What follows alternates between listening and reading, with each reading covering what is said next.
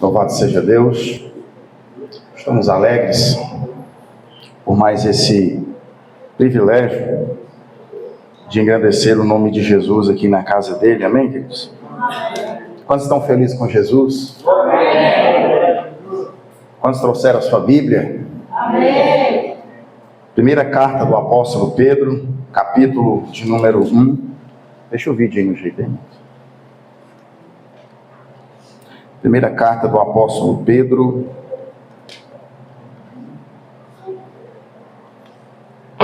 capítulo de número 1. Nós vamos ler alguns versículos. Diz assim a palavra do Senhor. 1 Pedro capítulo 1, versículo 13. Amém? Quem está me ouvindo bem aí? Vocês estão me ouvindo bem? Diz assim a palavra do Senhor. 1 Pedro, capítulo de número 1, versículo 13. Portanto, preparem sua mente para a ação e exercitem o autocontrole. Depositem toda a sua esperança na graça que receberão quando Jesus Cristo for revelado. Sejam filhos obedientes. Não voltem ao seu antigo modo de viver, quando satisfaziam os próprios desejos e viviam na ignorância. Agora, porém, sejam santos em tudo que fizerem, como é santo aquele que os chamou. Pois as Escrituras dizem: sejam santos, porque eu sou santo. Lembrem-se de que o Pai Celestial, a quem vocês oram, não mostra favorecimento.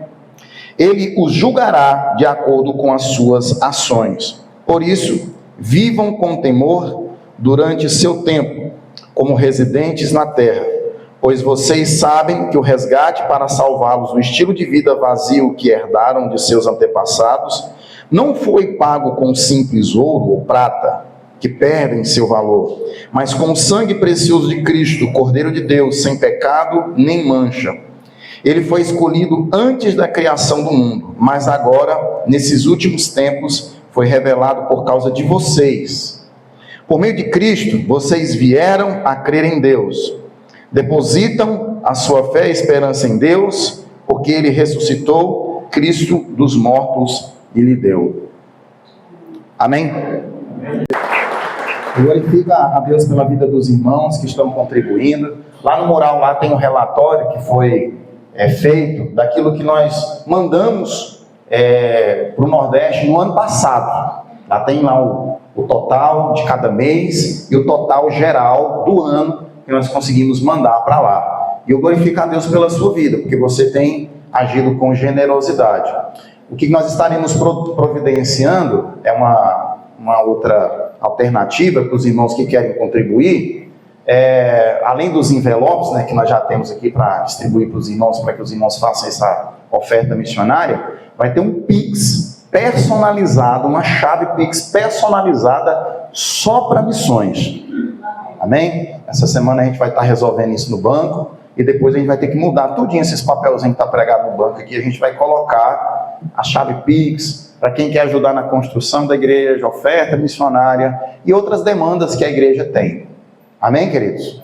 Amém. Porque a gente precisa se organizar melhor nessa questão. Outra coisa que eu preciso falar, irmãos, a gente tem algumas informações também do nosso trabalho missionário no site da igreja, né? Estamos aí desenvolvendo. O irmão Fábio tem feito um excelente trabalho, junto com a equipe de mídia, né? A Rafaela, a Michele, quem mais está na equipe de mídia? Só a gente? E só eu lá também dando trabalho, né? E a gente está lá, irmãos, desenvolvendo esse trabalho, esse site, tem tentado melhorar um pouquinho aquilo que tem sido divulgado da igreja, no Instagram e outras redes sociais, amém? E uma coisa que nós não tínhamos, agora nós temos, é o site da igreja. Tem outras alternativas lá, entre elas o aconselhamento bíblico, onde você pode preencher um formulário lá e mandar ou combinar comigo uma visita, uma conversa a respeito de um problema que você está passando na vida. Nós estamos desenvolvendo isso lá, e faça isso em nome de Jesus. Visite o nosso site, amém?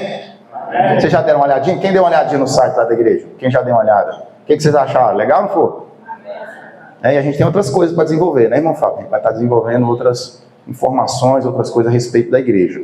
Tem um canal do YouTube também, inclusive hoje o Fábio está fazendo essa transmissão aqui para que a gente tenha acesso a essa pregação lá no canal do YouTube. Porque antigamente o canal era meu. Ele não era exclusivamente da igreja. Agora o canal é da igreja. Tá, irmãos? Era um canal meu que eu colocava conteúdo da igreja. Agora tem um canal da igreja. Se você ainda não se inscreveu no canal do YouTube, faça isso em nome de Jesus. Amém? Amém. E chega de propaganda, né, irmão? Vamos para a palavra de Deus. Vocês estão com as suas Bíblias abertas aí? 1 Pedro, capítulo 1, do versículo 13 ao 21. Eu quero aqui, irmão, de forma resumida, falar um pouquinho sobre o tema, a mensagem que Pedro está comunicando a essa comunidade de fé e que pode, com certeza, ser aplicada a nós, igreja, no ano de 2026, no dia 1º de março. Puxa vida, nós já estamos em março. Passou muito rápido, né, irmãos? Mas a palavra de Deus, ela é atual, ela é viva, ela pode ser aplicada a nós. E esse texto aqui nos leva a pensar sobre Deus nos chamou para quê? Qual é a nossa vocação? Qual é o nosso chamado? Olhando para esse texto, nós podemos afirmar categoricamente que Deus nos chamou para a santidade. Amém? Em alguns contextos essa palavra parece que virou meio que não fale sobre isso, não toque nisso. Santidade. Essa santidade, ela só é possível por causa do sangue de Cristo, que nos purifica. Amém? Mas olhando para o contexto dessa carta, nós podemos aqui entender que a epístola de Pedro, ela foi escrita a alguns cristãos que estavam dispersos em uma região chamada Ásia Menor. E eles estavam enfrentando perseguição, e eles estavam sendo de alguma forma marginalizados, passando dificuldades no contexto social, e eles estavam sofrendo por causa da sua fé. Pedro não estava dirigindo essas palavras a uma igreja que estava vivendo um período de conforto, de tranquilidade. Não. Pedro dirige essas palavras a essa comunidade de cristãos que estavam pressionados por alguma razão, por alguma coisa. No capítulo 1, nos versículos anteriores, Pedro ele fala sobre uma esperança viva lá no versículo 3. Do versículo 9 ao 12, ele fala sobre a salvação que é preciosa, ele fala sobre a preciosidade dessa salvação. E do versículo 13, ele convida o leitor, ele faz o leitor entender que a vida de santidade, ela precisa ser dada como resposta a essa esperança e essa salvação que é preciosa. Amém? Porque às vezes nós vivemos assim, nós somos reativos, nós reagimos àquilo que nós ouvimos, aprendemos, sentimos. Pedro está ensinando e ele está deixando bem claro, diante de tudo isso que eu mencionei anteriormente a vocês, Deus tem uma vocação para essa comunidade, para vocês, irmãos. E o Deus tem chamado vocês para uma vida santa, uma vida que glorifica o nome do Senhor. Amém? E a ceia do Senhor que vai ser ministrada hoje, irmãos, nos coloca exatamente nesse ponto. Ou seja, nós somos desafiados, chamados, reanimados a nos lembrar que a ceia não é apenas um memorial. Na verdade, é uma resposta de obediência e de fé. A ceia não é apenas emoção. Não estamos aqui apenas para nos emocionar. A ceia, ela reflete, ela fala da nossa transformação também em Cristo. Amém? Mas o primeiro ponto que eu gostaria aqui de trabalhar, olhando para esse texto, é o que está no versículo 13. Porque Pedro, ele fala sobre uma mente o quê? Preparada. Uma mente preparada. Irmãos, como a nossa sociedade hoje está vivendo em um tempo difícil nesse sentido. Como a nossa mente está dispersa. Nós não estamos aguentando muita coisa ultimamente. É verdade ou não é? Quem já se sentiu ou se viu em uma situação totalmente fora de si, diante de um problema simples? Sim ou não? Às vezes nós chegamos até mesmo na casa de Deus, irmãos, e eu vou ser bem sincero, eu passo o culto todinho aqui, irmãos, aqui na frente, e tem hora que eu tenho que pedir graça a Deus, para que Ele me dê ânimo para pregar, porque às vezes eu olho para alguns irmãos, para algumas pessoas, eu vejo as pessoas tão dispersas. Irmãos, a casa de Deus não é uma praça, viu, irmão? A casa de Deus não é uma praça. A casa de Deus é um ambiente apropriado para nós oferecermos um culto a Deus em comunidade. Quando nós chegamos aqui, nós precisamos dar o nosso melhor, na nossa reverência, na nossa atenção, o nosso louvor. Quando a pessoa está com uma idade avançada, ou está com algum problema de saúde, a gente até dá uma aliviada, né, irmão Fábio? Mas, irmãos, às vezes é difícil até ficar de pé, às vezes é difícil até orar, às vezes é difícil até prestar atenção na pregação. É uma inquietação, queridos. Porque, irmãos, a nossa mente ela está desconexa de tudo que nos serve. E a gente não consegue prestar atenção muitas vezes em um culto de 1h30, 1h40. Isso é muito sério, irmãos. Já parou para pensar nisso? Como é que você se sente quando você chega aqui para cultuar? Agora, pastor, agora eu vou relaxar. Você não está no sofá da sua casa. Eu, crente, você não está no sofá da sua casa. Você não está numa mesa lá do restaurante ou da pizzaria do seu fulano. Você está na casa do Senhor. Louve a Deus. Busque ao Senhor. Não é hora de conversa. Não, na hora da pregação, irmão, não é hora de ler Bíblia. Não é hora de ler Bíblia. A hora de ler Bíblia é quando você está em casa no seu devocional. É aquela que você presta atenção na palavra. Pastor, está bravo? Não estou não, irmãos. Porque como pastor da igreja, eu preciso alertar os irmãos a respeito disso. Porque às vezes a gente vai, ai pastor, eu estou vindo para a igreja, pastor, eu não consigo me conectar, eu não consigo entender, pastor, já tem tanto tempo que eu sou crente, eu vou para a igreja, eu não entendo absolutamente nada. Qual o esforço que nós temos feito para ouvir Deus falar no nosso coração, nesse ambiente tão apropriado? Você tem os bancos aí apropriados, você tem uma Bíblia traduzida, a letra gigante, pequena, média, com rodapé de Bíblia explicando que tem um data show aqui para te ajudar, né? Você não trouxe Bíblia e assim por diante.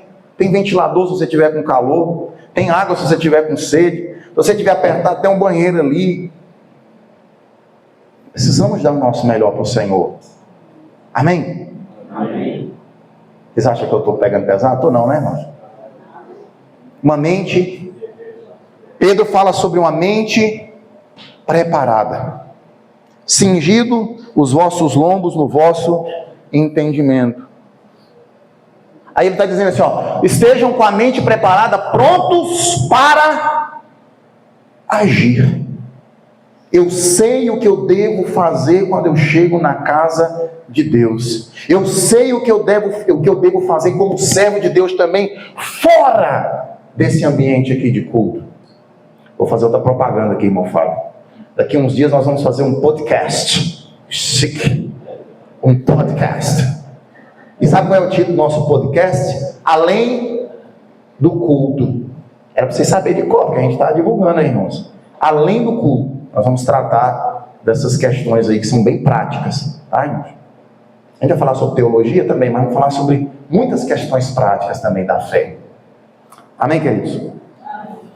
Na cultura antiga, irmãos, cingir os lombos ou manter ou estar com a mente preparada era levantar as vestes para correr ou trabalhar. Ou seja, estou pronto. Estou pronto para isso. Estou pronto para aquilo. Eu lembro quando eu trabalhava de servente, de pedreiro, a gente chegava na obra mais cedo, aí chegava lá o mestre de obra, o pedreiro, ele abria o portão, e a gente estava às vezes sentado lá na porta, às vezes sentado na bicicleta, uma coragem, irmãos. Mas quando ele abriu o portão, nós já sabíamos o que tinha. Mas eu já chegava pegando enxada, jogando para cá, ajeitando a bitorneira, puxando aqui, né?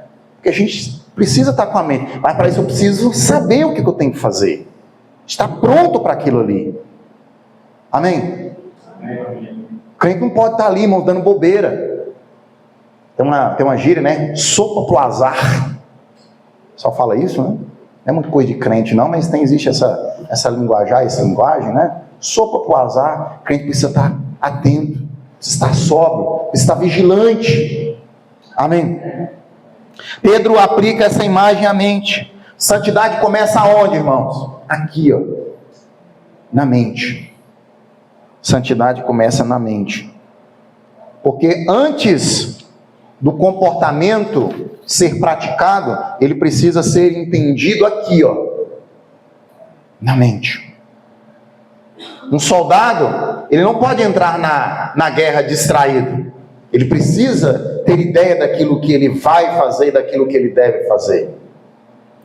Ele se prepara mentalmente. Quem já viu aqueles vídeos que estão correndo hoje na internet, tem no YouTube, né? 06. Às vezes o camarada está sendo lá, eu vi até um vídeo hoje, repete aí comigo, não sei o que, não sei quantos magafafios, né? No fulano tinha, não sei, 10 uma comunidade, uma casa com não sei quantos magafafios, tinha não sei quantos magafafinhos, aí um magafafinho se perdeu, quantos magafafos sobraram? Aí o soldado que está lá cansado de ter passado não sei quantos dias na guerra, ele não consegue raciocinar direito. Mas ali, irmãos, ele está sendo preparado psicologicamente. Porque em um ambiente de guerra, em um ambiente de hostilidade, ele não vai ter esse tempo para se preparar ali. Ele precisa chegar lá já preparado. Por isso, o grande desafio para quem vai para esse tipo de ambiente é a preparação da mente. Irmãos, e nós temos o Espírito Santo de Deus, que ilumina a nossa mente, queridos, que nos ajuda, que nos faz pensar e entender melhor quem é Deus nas nossas vidas, quem é Jesus na nossa vida.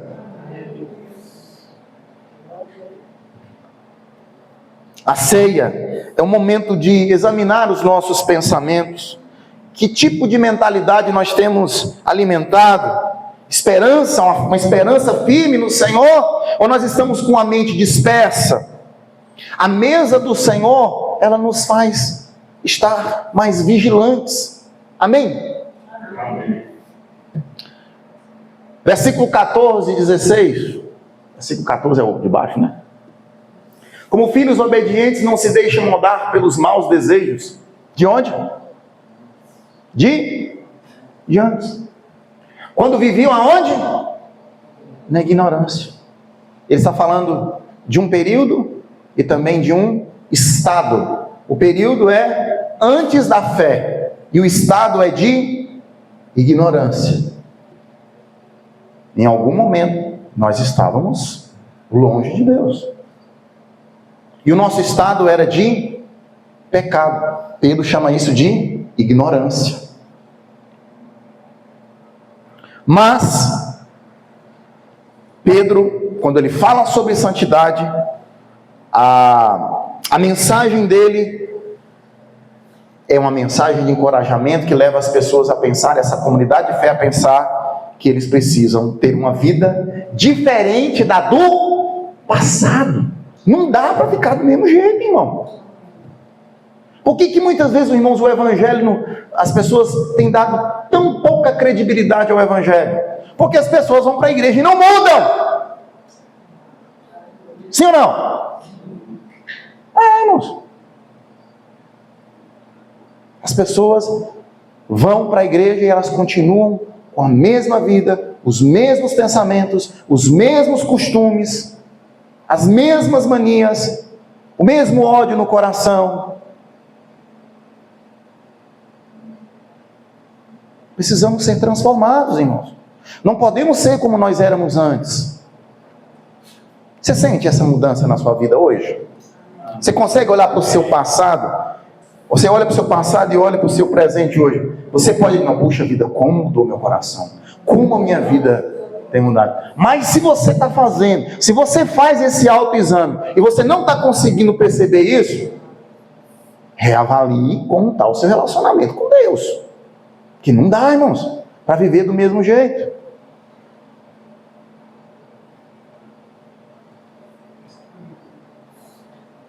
Pedro aqui, irmãos, ele não está romantizando o passado. Eu lembro quando nós estávamos visitando aqueles homens lá naquela clínica de reabilitação, que nós fomos aqui durante um bom tempo, quando a gente começava a meio que dar espaço para eles contar os testemunhos deles, parece que havia uma competição, né? Quem é que tinha feito mais bobagem. Parece que havia meio que uma rivalidade, uma competição. Não, eu cheirei mais, eu fiz isso, eu fui mais doidão que você. E nós olhamos para o Antigo Testamento, havia lá uma promessa, se me fala a memória do profeta Ezequiel, se dirigindo à nação de Israel, dizendo o seguinte: e vocês se lembrarão das vossas iniquidades, dos vossos pecados, e vocês terão nojo. Crente não pode olhar, irmãos, para a vida pregressa, para o passado, para aquilo, para a vida de miséria que viveu, irmãos, e se orgulhar daquilo. Você tem nojo. Amém, gente? Ele não romantiza o pecado, ele chama isso de tempo de ignorância. A graça de Deus, irmãos, não pode nos deixar iguais, do mesmo jeito, não pode. Não pode. Se formos alcançados pela graça de Deus, irmãos, a graça de Deus nos transforma. Aleluia! Quem crê nessa graça transformadora? Paulo era perseguidor da igreja e passou a ser perseguido por causa do evangelho. E tantos homens ali, os discípulos de Jesus que foram alcançados, eles viveram uma transformação genuína e verdadeira na sua vida.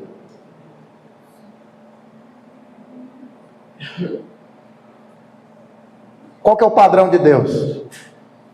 Qual que é o padrão de Deus para a nossa caminhada com Ele? Ele está dizendo, sede o quê? Santos.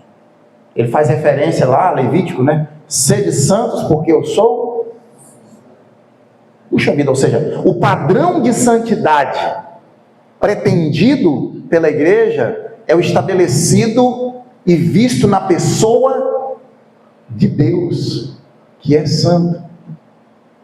Os irmãos não têm que buscar a minha santidade, nem a santidade de nenhum irmão, nenhuma irmã aqui. O padrão de santidade, irmãos, perfeito é Deus. Pastor, mas nós não somos assim. Nós não somos, irmãos. Mas é só Deus que pode nos transformar. E o padrão que agrada a Ele é aquele. É Ele. Porque Deus não apenas vive em santidade. Deus é santo. Você pode encontrar alguém que talvez esteja tentando viver em santidade, mas Deus é santo. Irmãos, e tudo, toda virtude, amor. Você encontra alguém que ama? Que alguém está tentando praticar o amor? Sim, mas Deus é amor. A nossa maior referência para santidade, para amor e para toda virtude que você possa conhecer no mundo e na vida, irmãos, o padrão perfeito está na pessoa de Deus. E só Ele pode produzir isso em nós, em mim e você. Amém? Você não tem que estar, então eu estou aqui. Se eu não estou vivendo uma vida santa, é porque Ele não me santificou. Há um imperativo aqui. Sim ou não? Sede santos. Você se aproxima de Deus buscando isso, tendo entendimento que Deus vai gerar isso em nós. Amém? Tem um grupo de louvor, não sei nem se ele existe ainda, né? O nome dele é Tomados pela Glória. Eu acho que é aquele de Águas Claras aqui em Brasília. O nome do grupo de louvor era Tomados pela Glória. E ele cantava um louvor, era assim, ó: gera a tua santidade em mim, Senhor, em nós, Senhor. Amém? Tenho vontade até de cantar ele, irmãos. Quem foi adotado por Deus aqui, irmãos? Porque nós somos filhos de Deus por adoção. Quantos foram adotados, irmãos? Quando um filho ele é adotado por uma nova família, sabe o que ele aprende? Ele aprende novos valores. Quando um filho é adotado por uma família, ele tem uma nova identidade, uma nova história, ela é construída. O sobrenome muda. É, não é? E o comportamento também, porque ele faz parte de uma nova família. Eu pergunto, quem faz parte da família de Deus aqui, irmãos? Aleluia! Nós somos parte dessa família, a família de Deus. Amém?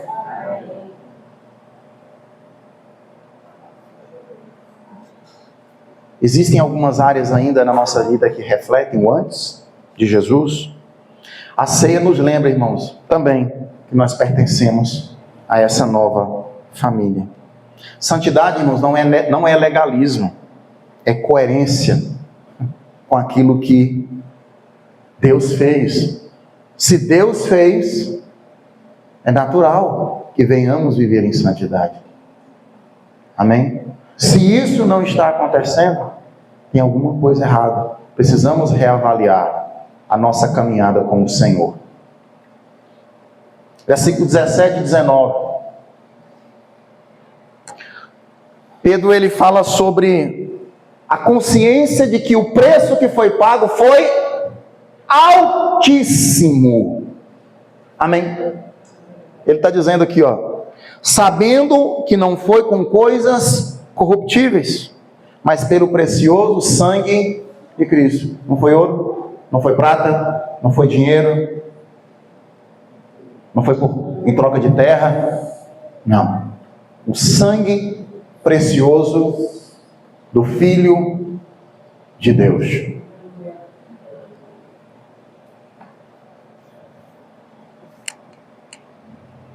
Nós estamos tão acostumados, né? O nosso padrão de valor, ele anda tão estranho.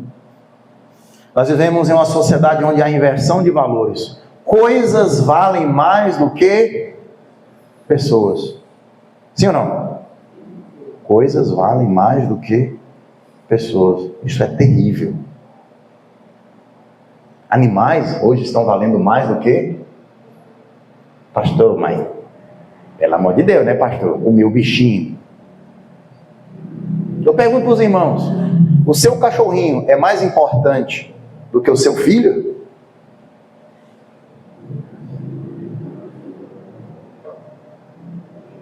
Hã? Eu sou pai de pet, pastor.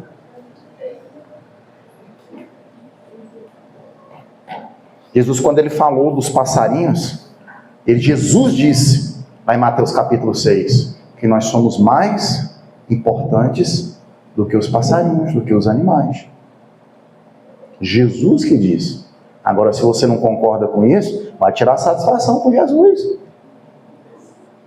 Vai, mexe com ele. Nós não sabemos, irmãos, dar o valor devido às coisas.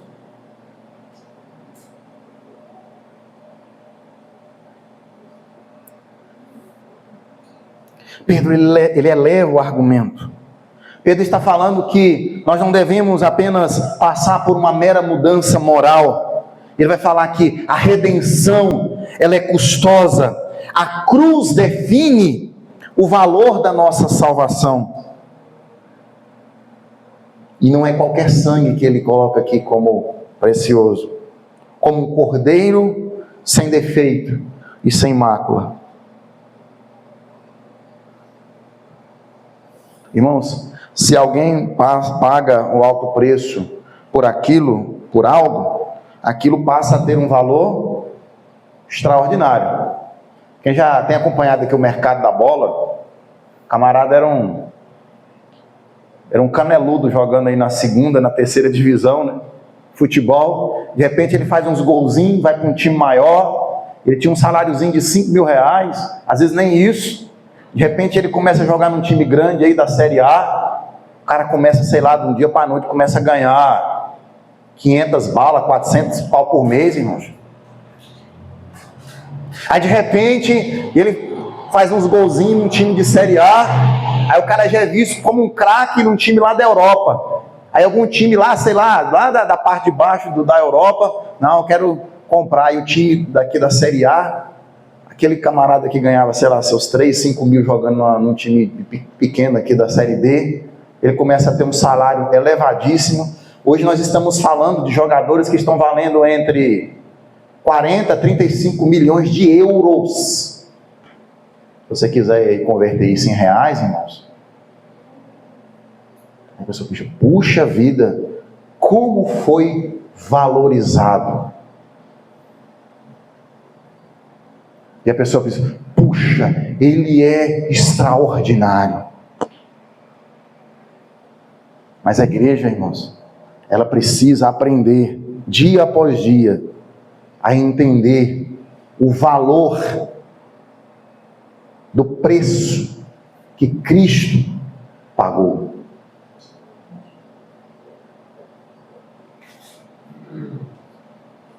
€100 milhões é muito dinheiro? Claro que é, né, irmãos? Mas o sangue de Cristo, qual é o valor? O prêmio da Mega Sena é muito dinheiro? É muito dinheiro, né, irmãos? Mas o preço do sangue de Cristo, irmãos, ele é incomparável, ele é incomensurável, não pode ser medido.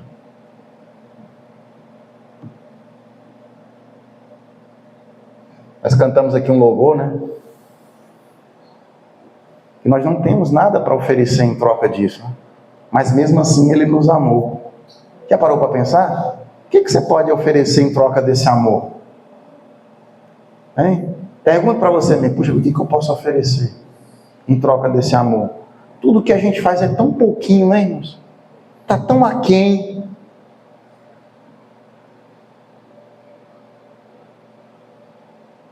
Às vezes a gente pensa, puxa vida, o que eu fiz foi tão importante, mas diante do preço que foi pago na cruz, irmãos, o que é? O que foi? Qual é o valor disso?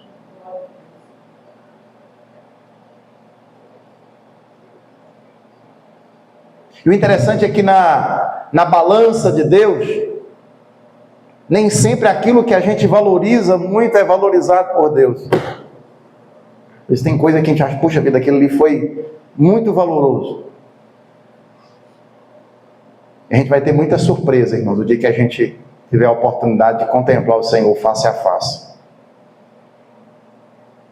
Não vai perceber, irmãos. E tem muita coisa que alguns irmãos e irmãs fizeram, que talvez não tenham recebido o devido valor aqui na terra, será dado o devido valor no céu. Porque Deus, ele mede, só Ele pode medir as nossas reais e profundas intenções. Só Deus. Quando seguramos o pão, estamos segurando símbolos daquilo que tem um preço infinito. O corpo e o sangue de Jesus.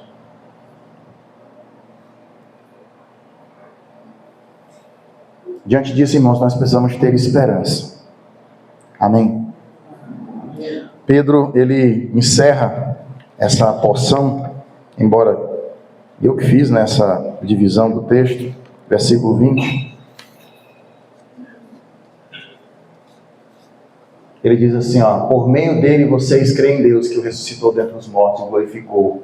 de modo que a fé e a esperança de vocês estão em onde? Estão aonde? A fé e a esperança dos crentes estão aonde? A nossa fé e a nossa esperança estão nele. E se a nossa fé e a nossa esperança está no Senhor, pode vir a tempestade, pode vir o vento, pode vir o que for, irmãos. Nós estamos firmados no Senhor. Se anime, crente. Confie no Senhor.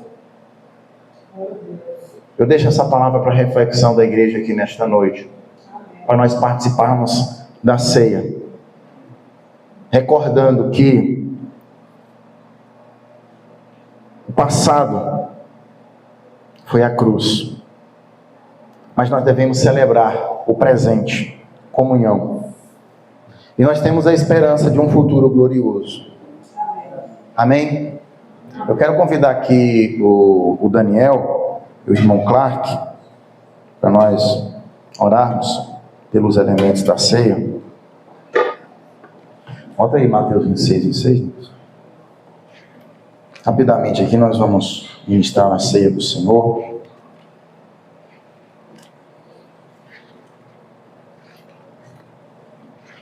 Estamos aqui sentindo a falta de alguns irmãos, não puderam estar aqui com a gente hoje. Mas diz assim: enquanto comiam, Jesus pegou um pão e, abençoando, partiu e deu aos discípulos, dizendo: tomem, comam, isso é o meu corpo. A seguir, Jesus pegou um cálice, tendo dado graças, deu aos seus discípulos, dizendo: bebam todos dele, porque isso é o meu sangue, o sangue da aliança derramado em favor de muitos para a remissão dos pecados. E digo a vocês que desta hora em diante nunca mais beberei desse fruto da videira, até aquele dia em que beberei com vocês o vinho novo no reino de meu Pai. E tendo cantado o hino, saíram para o Monte das Oliveiras. Amém?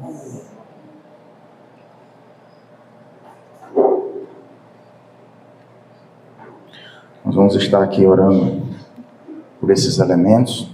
Amém? Põe os cálices. E eu te convido, participe com alegria.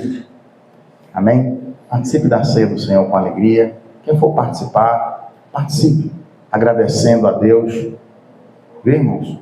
Participe da ceia com alegria no seu coração. Não participe pensando assim: não, eu estou participando porque eu sou perfeito. Não, irmãos. Não. Se a gente for participar da ceia quando der tudo certo na nossa semana, no nosso mês, o nosso conceito sobre a ceia do Senhor está equivocado, irmãos. Nós participamos da ceia com o seguinte entendimento: eu sou indigno. Eu sou indigno. Mas, apesar da minha indignidade, eu passo. Eu participo com alegria, com temor e reverência. Eu sirvo um Deus que, apesar dos meus pecados, me ama. Amém? Apesar dos meus pecados, Ele morreu por mim, Ele se entregou por mim. Amém? Pai, nós te damos graças por esse pão, por esses cálices que estarão sendo distribuídos agora. Senhor Deus, eu te peço que o teu povo participe com temor, com reverência, tendo pleno entendimento do que estão fazendo. Ó Deus, nos ajude a ter maturidade, a viver em santidade, a viver da maneira que te agrada, Senhor. Somos tão falhos, Senhor.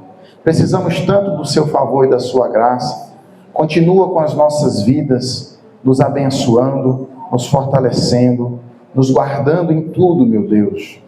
Que nosso coração esteja totalmente firmado no Senhor. Que o teu nome esteja sendo sempre glorificado. Deus santo, Deus eterno, Deus bondoso, Deus generoso, Pai. Abençoe, Deus, todas as famílias aqui, Pai. Que nós possamos com alegria pensar naquilo que o Senhor fez por nós. O Senhor derramou o seu sangue. O Senhor foi torturado. Os seus algozes zombaram do Senhor enquanto o Senhor estava naquela cruz, todo machucado. E nós aqui, Senhor, rendemos graças ao teu nome. porque apesar de todas essas coisas, o Senhor nos amou. Oh Deus, continua com a tua igreja, continua com o teu povo, em nome de Jesus. Amém? Nós vamos louvar o nome de Jesus. Quero convidar aqui a irmã Cida. Irmã Cida, canta um hino aqui em nome de Jesus, enquanto o Daniel e o irmão Clark distribuem a ceia. Amém?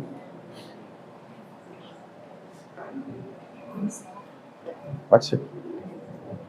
Cristo já nos preparou uma